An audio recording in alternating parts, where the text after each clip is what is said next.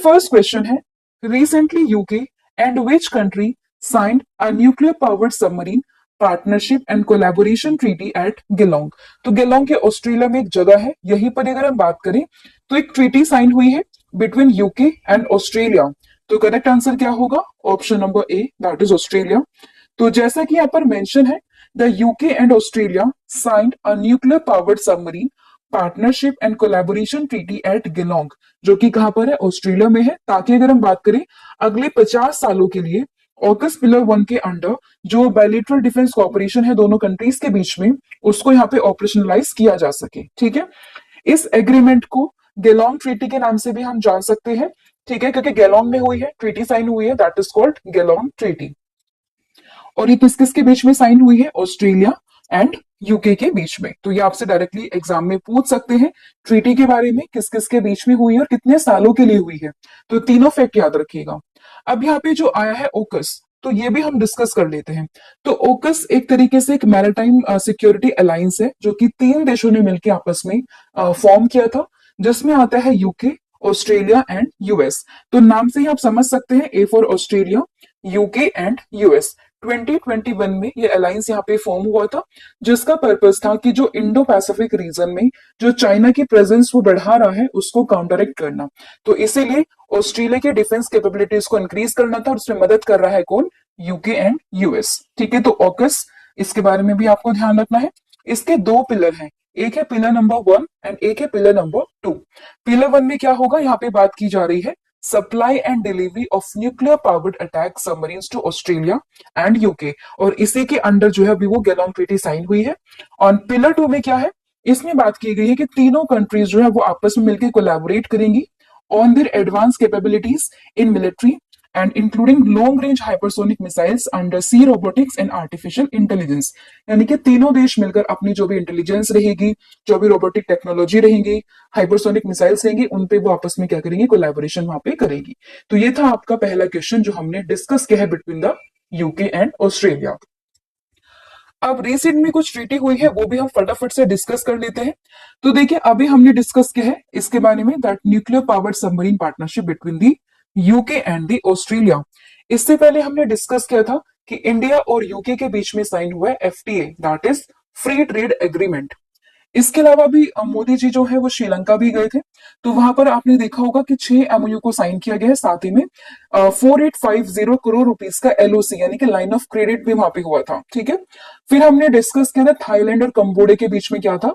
Truce agreement, क्योंकि इन दोनों के बॉर्डर पे जो था कंफ्लिक्ट चल रहा था। उसके बाद में ट्रूस एग्रीमेंट साइन हुआ, जिसके बाद में दोनों देशों के बीच में क्या हुआ? पीस स्टैब्लिशमेंट हुई थी। और एक और एमओयू को आप यहाँ पे देख सकते हैं, दैट इज कि इसरो और एनआईओटी के बीच में एक एमओयू साइन हुआ है बिटवीन दी इन दोनों के बीच में, किस चीज को लेकर? To develop the deep ocean human submersible Matsya 6000। तो ये कुछ इंपॉर्टेंट आपकी एमओयूज, ट्रीटी एंड एग्रीमेंट थे जो रिसेंट हमने देखे हैं, तो उनको आप एक बार ही रिवाइज कीजिएगा। और यहाँ पर आप देख सकते हैं ऑस्ट्रेलिया की लोकेशन, जिसकी कैपिटल क्या हो जाएगी? कैनबरा। अब कमेंट करके आप मुझे बताओगे कि करेंसी क्या है यहाँ की, और यहाँ के पीएम या फिर प्रेसिडेंट जो भी है वो कौन है। तो इसका आंसर आपने मुझे कमेंट करके बताना है। नेक्स्ट आपका क्वेश्चन रहेगा, recently international monetary fund that is IMF has increased India's gross domestic product यानी कि GDP growth forecast to how much. तो अभी यहाँ पे आईएमएफ ने अनुमान लगाया है, इसने बताया कि जो इंडिया की जीडीपी है वो कितनी, इसने यहाँ पे ग्रोथ उसकी बताई है। तो इसका करेक्ट आंसर होगा option number D, that is 6.4। तो IMF ने यहाँ पे रेस किया इंडिया का जीडीपी ग्रोथ फोरकास्ट कितना? 6.4% इन द फाइनेंशियल ईयर 26। तो ऐसे क्वेश्चंस आजकल एग्जाम से पूछ रहे हैं, तो आपको जो डेटा वाइज क्वेश्चंस होते हैं वो भी ध्यान रखने हैं। तो यहाँ पे किसकी बात कर रहे हैं? आईएमएफ की बात कर रहे हैं। ठीक है, फिजिकल ईयर 25-26 में इसने बात करी है कितनी की? 6.4 की। जो उसने पहले बात करी 6.2 की, अब उसको बढ़ा के कितना किया गया? 6.4। आईएमएफ की बात करें, स्टैब्लिशमेंट होती है 1944 में। हेडक्वार्टर इसका होगा यूएसए की वॉशिंगटन डीसी में, एंड इसकी जो एमडी है दैट इज मैनेजिंग डायरेक्टर, तो वो हो जाएंगी क्रिस्टिलिना जॉर्जिवा।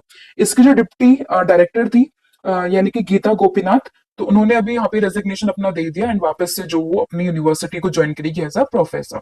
तो ये न्यूज में था, तो वो भी ध्यान रखिएगा। फिर recently DRDO has successfully conducted user trials of India's first quasi ballistic missile जिसका नाम है प्रलय फ्रॉम विच प्लेस। तो प्रलय नाम की एक क्वेसी बैलिस्टिक मिसाइल है, इंडिया की पहली ये ऐसी मिसाइल रहेगी। इसका डीआरडीओ ने सक्सेसफुली भी ट्रायल जो है वो कंप्लीट कर लिया। कहां से? तो ये हुआ है कहां से?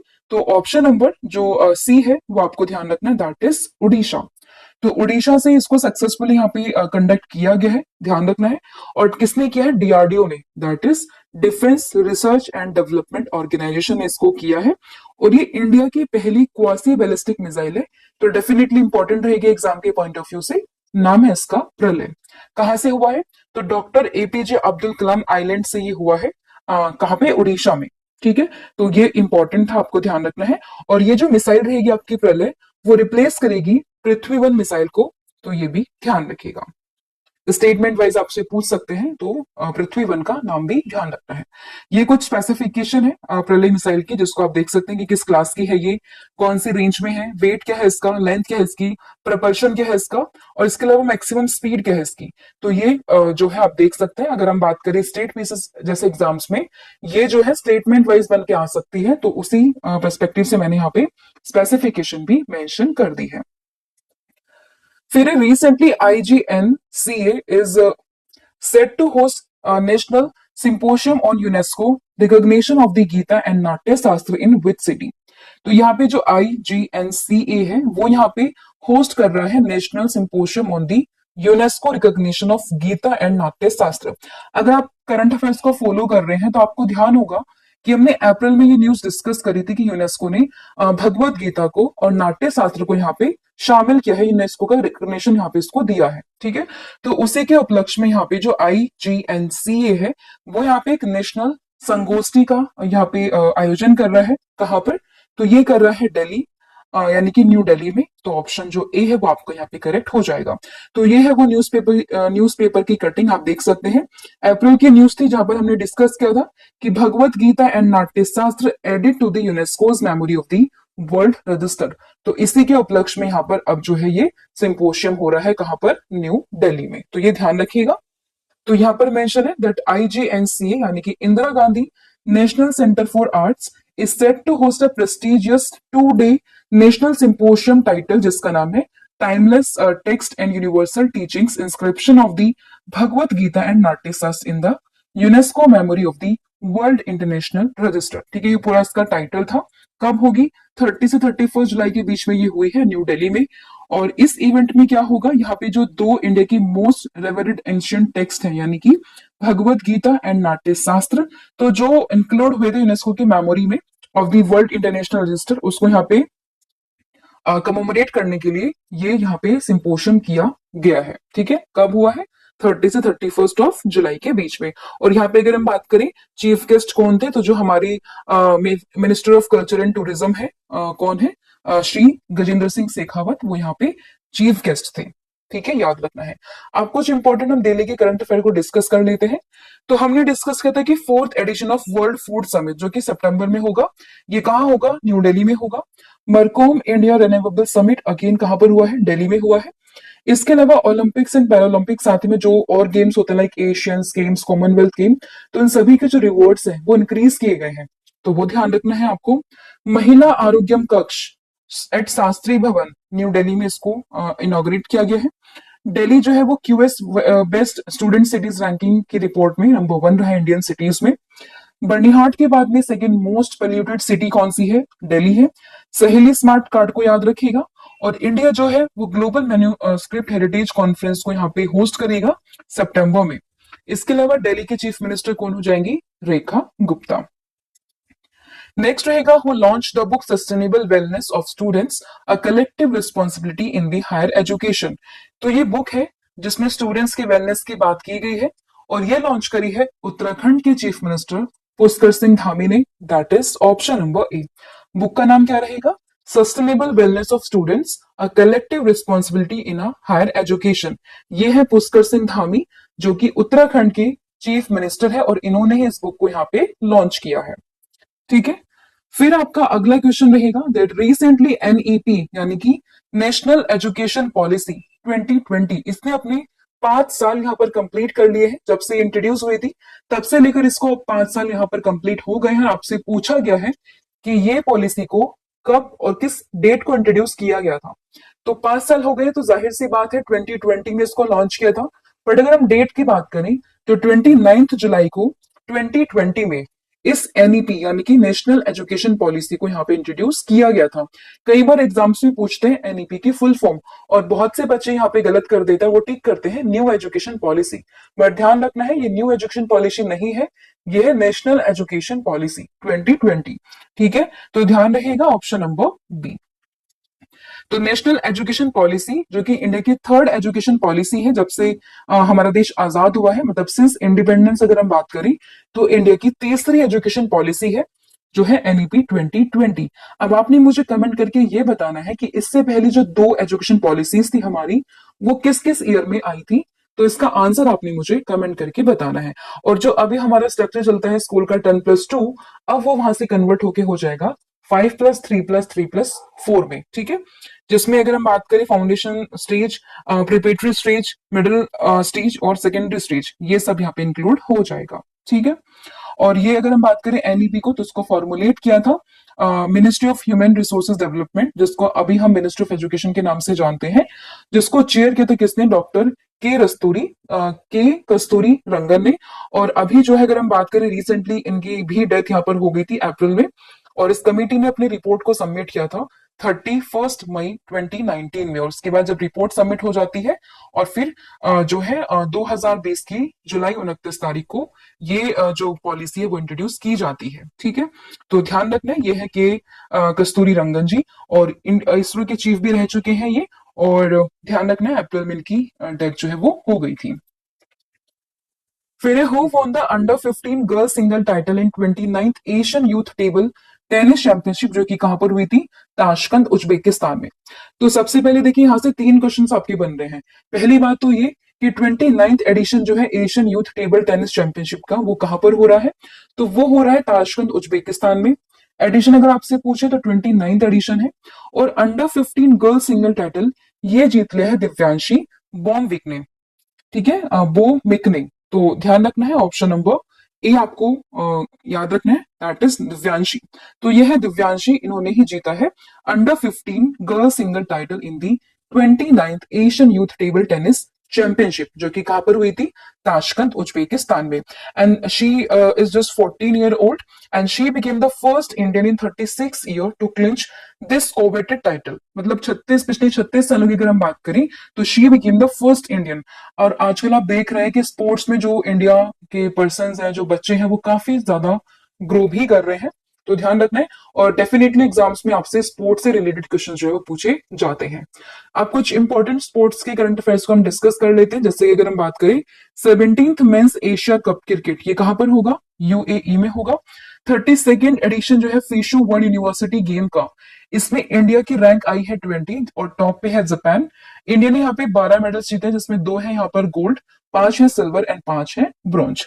80th चेस ग्रैंड मास्टर कौन बनी है, Divya Deshmukh. And 4th women भी यही बनी है, और अभी इन्होंने FIDE world women's world cup भी जीता है। तो ये भी ध्यान रखना है, she became the first ever Indian to won this title. Anahat Singh की बात करें, नंबर 1 स्क्वैश प्लेयर है, और इन्होंने वर्ल्ड जूनियर स्क्वैश चैंपियनशिप में ब्रॉन्ज मेडल जीता है।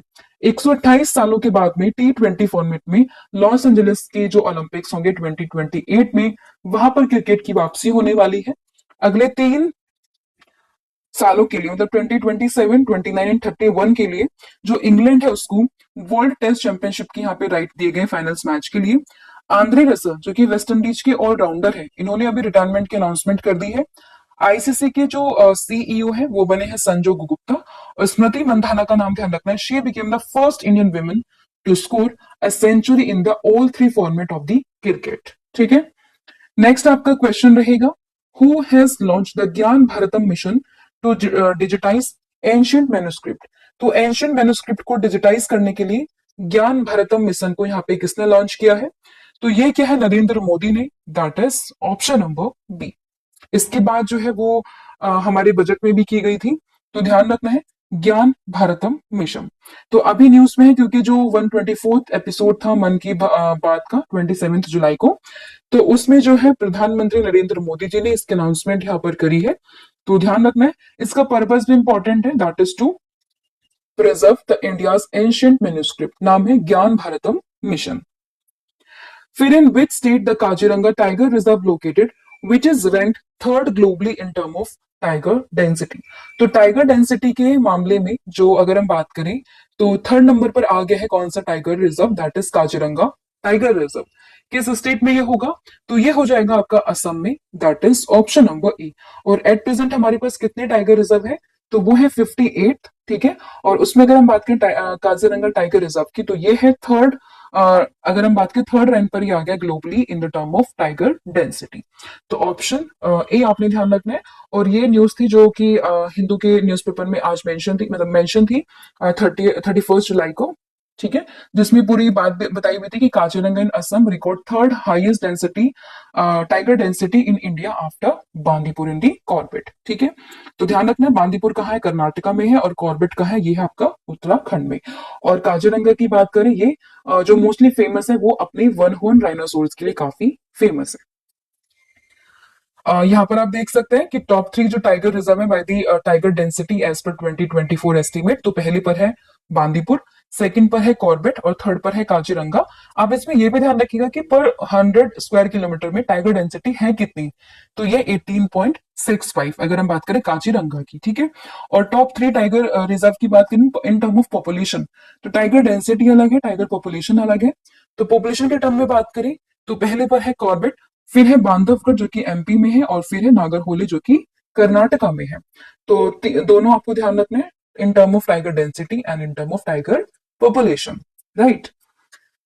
टाइगर डे अभी हमने डिस्कस किया था, 29 जुलाई को हम सेलिब्रेट करते हैं। और अगर हम बात करें कि ये हमने 2010 में मनाना शुरू किया था, जब अगर हम बात करें पीटर्सबर्ग टाइगर समिट हुआ था रशिया में, उसके बाद से। और थीम है 2025 की, that securing the future of tigers with indigenous peoples and local communities at the heart. तो ये 2025 की ग्लोबल टाइगर डे की थीम है। नेक्स्ट आपका इंपॉर्टेंट क्वेश्चन है, that is in which city India first Hindi medium MBBS college will be built. तो India का पहला हिंदी मीडियम का एमबीबीएस कॉलेज ये कहां पर बिल्ट हो रहा है, तो ये हो रहा है मध्य प्रदेश के जबलपुर में, that is option number A. India का पहला है तो डेफिनेटली एग्जाम के पॉइंट ऑफ व्यू से इंपॉर्टेंट रहेगा। तो जबलपुर आपको ध्यान रखना है। तो इन जबलपुर यानी कि इन Madhya Pradesh was approved to host India's first Hindi medium MBBS college.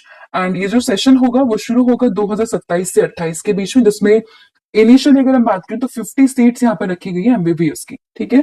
और ये डिसीजन यहाँ पे अप्रूव किया गया by the executive council of Madhya Pradesh medical university. अभी तक क्या होता था कि एमबीबीएस की पढ़ाई जो होती थी वो इंग्लिश में ही होती थी, बट अब ये होगा कि एमबीबीएस की पढ़ाई ये हिंदी में भी यहाँ पर हो जाएगी।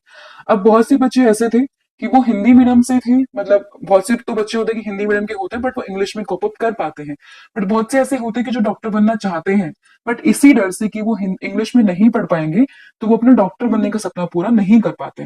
बट अब ऐसा नहीं होगा। तो यहाँ पे जो शुरुआत हुई है हिंदी मीडियम में एमबीबीएस की, तो वो हुई है कहाँ पे, जबलपुर मध्य प्रदेश में। तो काफी अच्छा इनिशिएटिव हम कह सकते हैं। बाकी जो हिंदी ट्रांसलेटेड बुक्स हैं वो ऑलरेडी प्रिपेयर हो चुकी हैं पढ़ाने के लिए, और इंपॉर्टेंट क्वेश्चन बन जाता है एग्जाम के पॉइंट ऑफ व्यू से, तो ध्यान रखना है जबलपुर मध्य प्रदेश।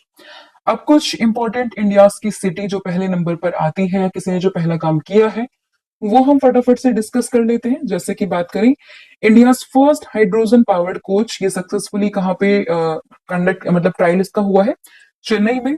इंडिया की पहली एआई सिटी बनाने की बात हुई है उत्तर प्रदेश की कैपिटल लखनऊ को। इंडिया का पहला AI based road safety pilot project again UP.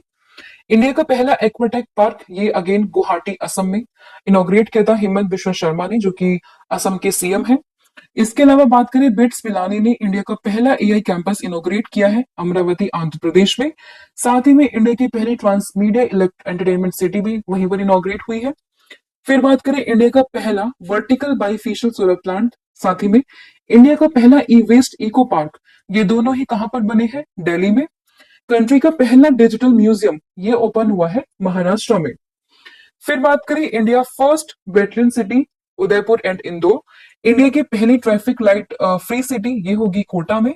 And India first green hydrogen fuel station ये इनोग्रेट हुआ है कहां पर, लेह लद्दाख में। और इंडिया का पहला सोलर सिटी ये आपका सांची जो कि मध्य प्रदेश की सिटी है।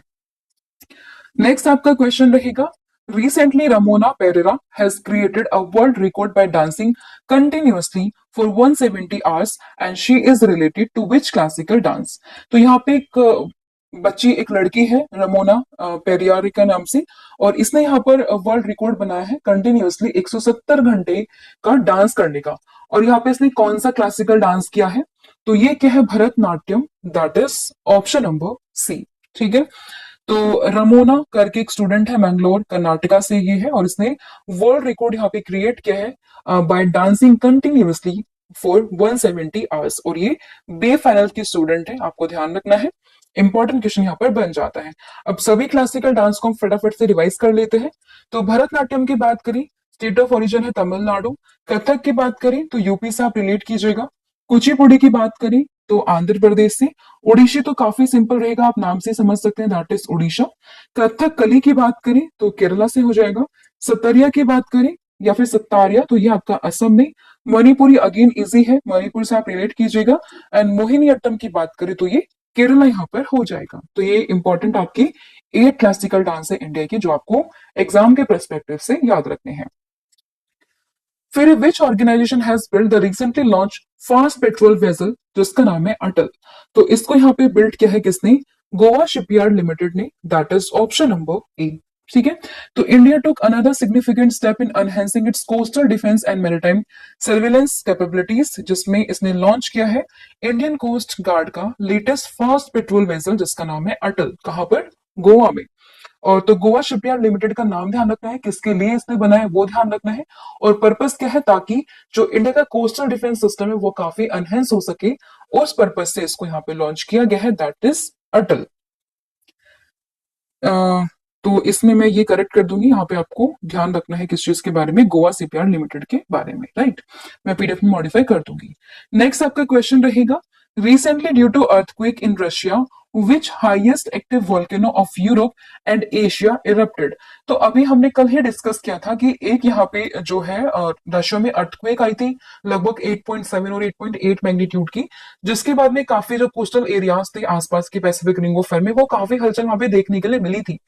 तो उसके बाद में जो एशिया और यूरोप का हाईएस्ट एक्टिव वोल्केनो था उसमें इरप्शन हुआ है, तो उसका नाम क्या है, तो ध्यान रखना है ये हो जाएगा आपका कैल्यूचेस्विको, बड़ा अजीब नाम है, ठीक है, वॉल्केनो। इसमें जो है यहाँ पे इरप्शन देखी गई है, तो आपको ध्यान रखना है, that is option number D. तो सेम वही मेंशन है 30 वेडनेसडे जो है 30 जुलाई वेडनेसडे को ये न्यूज थी जब कमचटका पेनिनसुला रशिया की फॉरेस्ट में आप देखोगे तो वहां पर अर्थक्वेक आया था, जिसकी वजह से जो यहाँ पे इस वॉल्केनो में भी इरप्शन देखने के लिए मिली थी। फिर which national park in Assam has conducted India's first ever grassland bird census. तो किस पार्क ने यहाँ पे जो है इसको कंडक्ट किया है, तो ये हम पहले भी डिस्कस कर चुके हैं, that is Kaziranga national park. तो ऑप्शन जो बी रहेगा वो आपका करेक्ट हो जाएगा। तो Kaziranga national park in Assam has conducted India's first ever grassland bird census. मार्च से मई के बीच में पूरा सेंसस किया गया using acoustic technology to identify and monitor bird species. Acoustic मतलब आवाज की हेल्प से उन्होंने इसको मॉनिटर किया और इससे उन्होंने आइडेंटिफाई किया, ठीक है। And it is conducted by the forest officials, researchers and conservationist, ठीक है। और सर्वे में लगभग 43 स्पीसीज को यहाँ पे रिकॉर्ड किया गया है, जिसमें क्रिटिकली एंडेंजर्ड और एंडेमिक बर्ड्स जो है वो सभी यहाँ पे जो है शामिल की गई है। तो ध्यान रखना है कहां पर, असम के काजीरंगा नेशनल पार्क में ये फर्स्ट एवर इंडिया का ग्रासलैंड बर्ड सेंसस यहाँ पे किया गया है। फिर in which district of Rajasthan the first Indus valley settlement in Thar desert region, that is Ratadiya वे धेरी, ये जगह का नाम है, ये डिस्कवर्ड कहां पर किया गया है, तो ये हुआ है जैसलमेर डिस्ट्रिक्ट में, दैट इज ऑप्शन नंबर ए। तो राजस्थान के जैसलमेर डिस्ट्रिक्ट में जो है एक हड़प्पन साइट का अभी डिस्कवरी की गई है, नाम आप ध्यान रख सकते हैं, रतादिया री धेरी ये नाम है, कहाँ पे, जैसलमेर डिस्ट्रिक्ट में। एंड ये बताई जा रही है थार रीजन में, मतलब थार डेजर्ट रीजन में पहली इंडस वैली सेटलमेंट जो कि अभी खोजी गई है, तो इसलिए इंपॉर्टेंट हो जाती है, आपको ध्यान रखना है। एंड इंडस वैली सिविलाइजेशन की बात करें तो इसका टाइम पीरियड आप यहाँ पे कई बुक्स में डिफर भी करता है, ठीक है, 2500 से लेकर हम इसको कैलकुलेट करते हैं, तो ये ध्यान रखिएगा। तो ये इंपॉर्टेंट साइट्स है, कहाँ पर मिली है, जैसलमेर जो है राजस्थान में। इसके अलावा कामचत्का पेनिनसुला हमने देखा था, कल भी न्यूज में देखा था, आज भी हमने देखा है, इस पे रिलेटेड क्वेश्चन, तो आप इसके लोकेशन यहाँ पे देख सकते हैं। ये आपका, जब आप रशिया का मैप देखोगे तो आपको ये वाला पोर्शन में ये कामचत्का पेनिनसुला देखने के लिए मिल जाएगा। यहीं पे जो था पूरा जो है अर्थक्वेक आया था, जिसके बाद में जो है यहाँ पे चीजें हलचल देखने के लिए मिली थी, और जो पैसिफिक रिंग ऑफ फायर था आपका, ये भी पूरा यहाँ पे इफेक्ट हो गया था, राइट। कमचत्का की बात अगर हम करें तो ये land of Fyers and earthquake के नाम से हम जानते हैं, क्योंकि ये लाई करता है पैसिफिक रिंग ऑफ फायर्स में। And Pacific ring of fire का मतलब ये रहेगा कि यहाँ पर आपको बहुत ही फ्रिक्वेंटली जो है वॉल्केनोज वगैरह, अर्थक्वेक वगैरह देखने के लिए मिलते रहते हैं, क्योंकि ये बहुत ही एक्टिव जोन है। अगर हम जियोलॉजिकल स्केल पे अगर हम बात करें तो काफी एक्टिव जोन है, ठीक है, जहाँ पे जो टेक्टोनिक प्लेट्स वगैरह होती है वो कोलाइड करती है, लगातार वहाँ पे हॉटस्पॉट बनते रहते हैं, जिसकी वजह से जो वॉल्केनिक इरप्शंस होते हैं, अर्थक्वेक्स होते हैं, वो आते रहते हैं, ठीक है। तो लोकेशन, नाम दोनों ध्यान रखना है आपको, इंपॉर्टेंट रहेगा, ठीक है। और ये आपका पूरा पैसिफिक रिंग ऑफ फायर, और ये आपका रशिया रहेगा, और वो जो मैंने आपको बताया कमचत्का पेनिनसुला, वो यहाँ पर है, राइट। तो अब हम कर लेते हैं फटाफट से पूरी क्लास को रिवाइज। तो देखिए हमने डिस्कस किया है किस चीज के बारे में, न्यूक्लियर पावर्ड सबमरीन पार्टनरशिप, जो कि हुए किस किस के बीच में, यूके एंड ऑस्ट्रेलिया के बीच में, जिसको गैलोंग ट्रीटी के नाम से भी हम जान रहे हैं। फिर बात करिए जीडीपी कितनी फोरकास्ट करी आईएमएफ ने, तो ये करी है 6.4% for the financial year 25-26। India की फर्स्ट क्वासी बैलिस्टिक मिसाइल ट्रैले, इसको लॉन्च किया गया कहां से, डीआरडीओ के द्वारा। इसका टेस्ट यहाँ पे किया गया है कहां से, उड़ीसा के एपीजे अब्दुल कलाम द्वीप से। गीता नाट्य शास्त्र के ऊपर जो है आईजीएनसीए ने एक यहाँ पे नेशनल सिंपोशियम को होस्ट करने की बात करी है, बात मतलब ये होस्ट हुआ है कहाँ पर, न्यू दिल्ली में। इसके अलावा बात करें सस्टेनेबल वेलनेस ऑफ स्टूडेंट्स, एक बुक है जिसको लॉन्च किया उत्तराखंड के CM that is Pushkar Singh Dhami ने। नेशनल एजुकेशन पॉलिसी 2020 ने अपने यहाँ पे 5 साल कंप्लीट कर लिए हैं। इसको इंट्रोड्यूस किया गया था 29 जुलाई 2020 में। अंडर 15 गर्ल्स सिंगल टाइटल ये जीता है किसने, दिव्यांशी करके एक लड़की थी जिसने इसको जीत लिया है। ज्ञान भारतम मिशन को लॉन्च किया है नरेंद्र मोदी ने, जिसमें की बात की गई किस चीज को लेकर, कि जो इंडिया की एंशियंट मैन्युस्क्रिप्ट है उसको यहाँ पे कंजर्व किया जाएगा। काजीरंगा टाइगर रिजर्व की बात करें तो यहाँ पे हमने देखा है कि ये थर्ड नंबर पर आ चुका है इन term of tiger density, right. India का पहला हिंदी मीडियम एमबीबीएस कॉलेज ये हो रहा है मध्य प्रदेश के जबलपुर में। रमोना पेरेरा की बात करें तो इन्होंने 170 आवर्स कंटिन्यूअसली भरतनाट्यम को डांस करके यहाँ पे क्या किया है, वर्ल्ड रिकॉर्ड यहाँ पे क्रिएट कर दिया है। बीए की स्टूडेंट है, बैंगलोर से बिलोंग करती है। फास्ट पेट्रोल वेसल अटल की बात करें तो गोवा शिपयार्ड लिमिटेड ने इसको यहाँ पे बनाया है। Highest active volcano of Europe and Asia, तो जो मैंने आपको गंदा सा नाम बताया था ना, के से स्टार्ट हो रहा था, तो वो ध्यान रखिएगा यहाँ पर।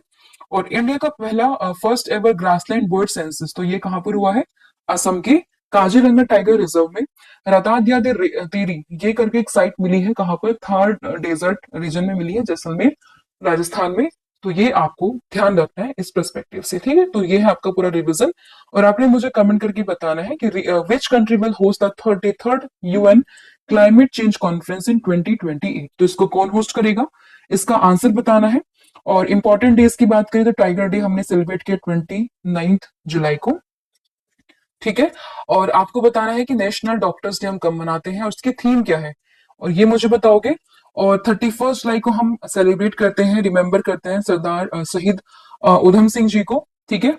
तो 31 जुलाई आपको ध्यान रखना है। और इनसे रिलेटेड कुछ इंपॉर्टेंट क्वेश्चंस मैंने यहाँ पर रखे हैं, तो आप ध्यान रखिएगा कि जनरल डायर को किसने असैसिनेट किया था, और in which year General Dyer was killed and he was associated with which incident. और इसके अलावा जलियांवाला बाग अगर हम बात करें तो वो किस डेट को हुआ है, और किस एक्ट के अगेंस्ट जलियांवाला बाग हो रहा था, इंसिडेंट जो है वो हुआ था, ठीक है। और इसके अलावा आपको बताना है कि ये किस डे को हुआ था, मतलब उस दिन कौन सा डे था, ठीक है, वो बताना है। और इसके रिव्यू के लिए कौन सा कमीशन यहाँ पे स्टैब्लिश किया गया था, तो वो भी आपने मुझे कमेंट करके बताना है।